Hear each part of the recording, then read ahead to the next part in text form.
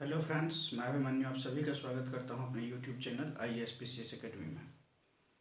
हमारा भारतीय संविधान चल रहा है, भारत का संविधान, और उसमें हम फंडामेंटल राइट्स को पढ़ रहे हैं। फंडामेंटल राइट्स में हमारा आज धर्म की स्वतंत्रता का अधिकार और शिक्षा एवं संस्कृति का अधिकार, यह दो अधिकार आज हम पढ़ने वाले हैं। सबसे पहले तो धर्म की स्वतंत्रता का जो अधिकार है वह आर्टिकल 25 to 28, यानी कि 4 आर्टिकल हैं 25 से लेकर 28 तक।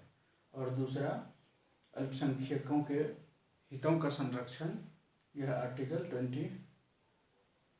शिक्षा एवं संस्कृति का अधिकार जो है वह आर्टिकल 29 और 30 है। तो आइए आज इसकी शुरुआत करते हैं। सबसे पहले धर्म की स्वतंत्रता का अधिकार। धर्म की स्वतंत्रता का अधिकार यदि बात की जाए तो इसमें आर्टिकल 25 है। तो इसमें अंतःकरण की और धर्म की अबाध रूप से मानने, आचरण करने और प्रचार प्रसार करने की स्वतंत्रता दी गई है।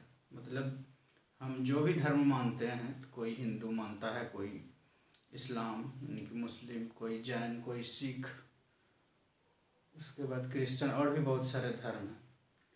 कोई भी व्यक्ति किसी भी धर्म को मान सकता है और मतलब किसी भी धर्म को अपना सकता है, यानी कि मान सकता है, और अबाध रूप से उसे मान सकता है। मतलब उसे मानने में कोई बाधा नहीं पहुंचा सकता है। यदि कोई भी व्यक्ति किसी दूसरे धर्म का हो तो उसे आप ये नहीं कह सकते हैं कि तुम इस धर्म को नहीं मानो या तुम मेरे धर्म को मानो।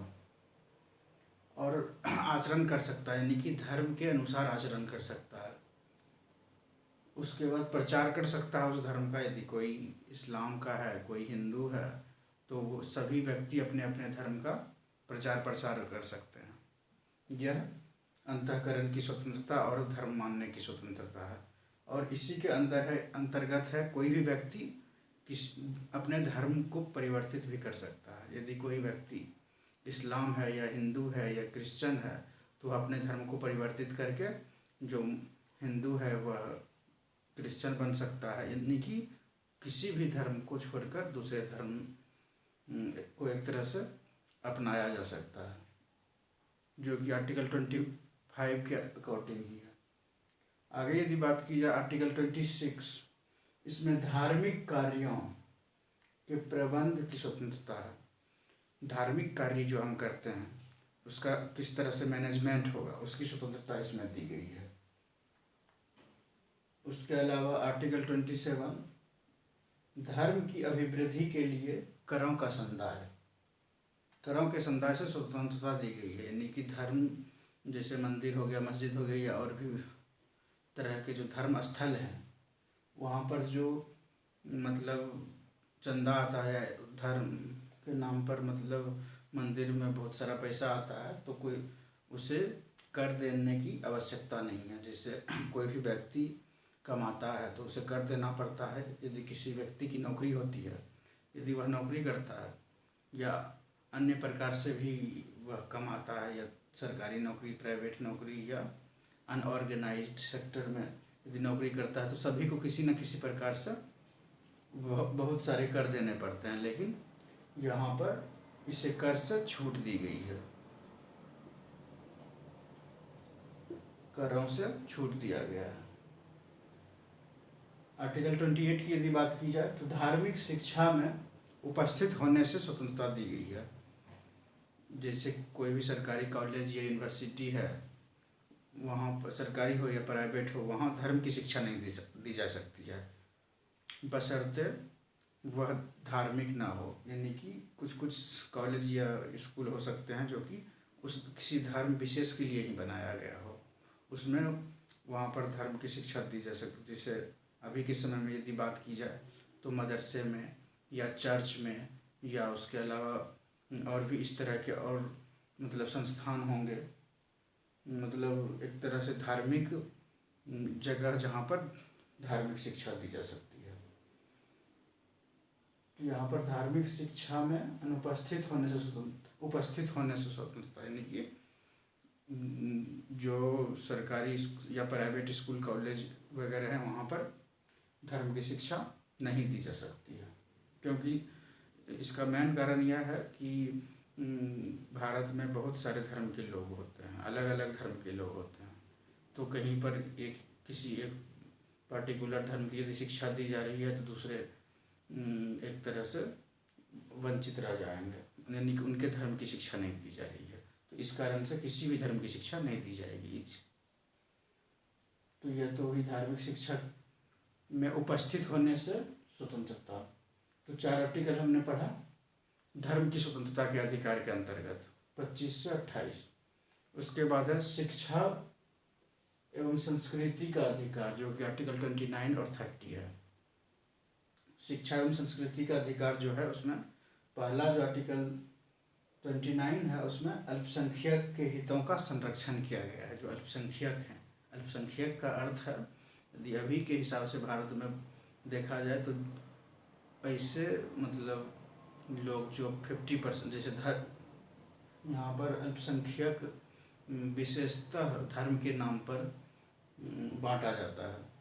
तो भारत में हिंदू को छोड़कर बाकी सभी अल्पसंख्यक हैं, क्योंकि सभी की आबादी बहुत कम है। सुप्रीम कोर्ट के हिसाब से जो 50% से कम है जिसकी आबादी, तो वह अल्पसंख्यक है। तो उस कारण से हिंदू की आबादी लगभग 80% के आसपास, और यदि हिंदुओं की आबादी 80% है तो बाकी 20% में ही सारे धर्म के लोग आ गए। तो इस कारण से बाकी सभी धर्म के लोग जो हो गए वो अल्पसंख्यक हो गए। तो यहाँ पर अल्पसंख्यकों के हितों का संरक्षण किया गया है। उसकी भाषा, उसकी बोली, उसके साहित्य या और भी बहुत सारी चीज़ों को एक तरह से संरक्षण दिया गया है। यह आर्टिकल 29 हुआ। फिर 30 की यदि बात की जाए तो शिक्षण संस्थानों की स्थापना और प्रशासन करने का अल्पसंख्यकों को अधिकार है। अल्पसंख्यक अपने हिसाब से शिक्षण संस्थान खोल सकता है, उसे प्रशासन मतलब उसे चला सकता है। तो इसकी स्वतंत्रता, इसका अधिकार संविधान ने अल्पसंख्यकों को दिया है। उसका कारण यह है कि अल्पसंख्यकों की जनसंख्या एक तो बहुत कम है, उस कारण से जो बहुसंख्यक हैं उसे यदि ऐसा लग सकता है कि उसके द्वारा एक तरह से दबाया जा रहा है। और रियलिटी में भी ऐसा ही होता है, जहाँ पर पॉपुलेशन जिन लोगों की ज़्यादा होती है वह कम पॉपुलेशन वाले लोगों को दबाते ही हैं आम जनरली। तो शिक्षण संस्थानों की स्थापना और प्रशासन करने का अल्पसंख्यक वर्गों का अधिकार। तो हमने धर्म की स्वतंत्रता के अधिकार को पढ़ा और शिक्षा एवं संस्कृति के अधिकार को पढ़ा। एक बार फिर से देख लेते हैं।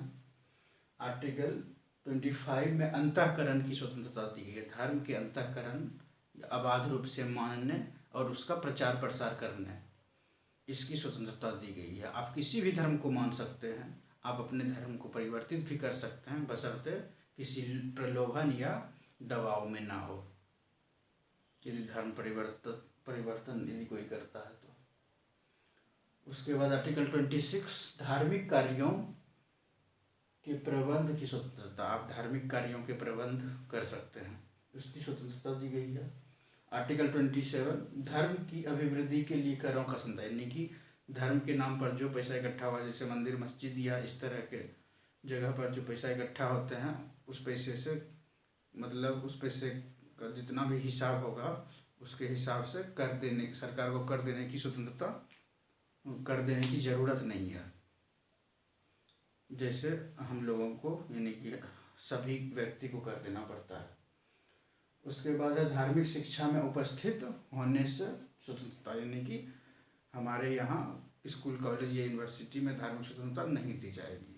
यदि दी जाएगी तो उसके लिए कुछ कंडीशंस है, जो कि मतलब वो कॉलेज या यूनिवर्सिटी या स्कूल उसी धर्म के लिए बनाया गया हो, इसलिए इस कारण से वहाँ पर उसकी स्वतंत्रता दी जा सकती है।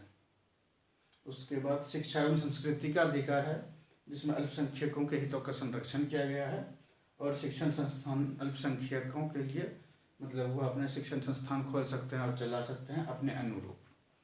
तो आज की क्लास यहीं पर समाप्त होती है। कैसा लगा ये क्लास कमेंट करके अवश्य बताएं। Thank you.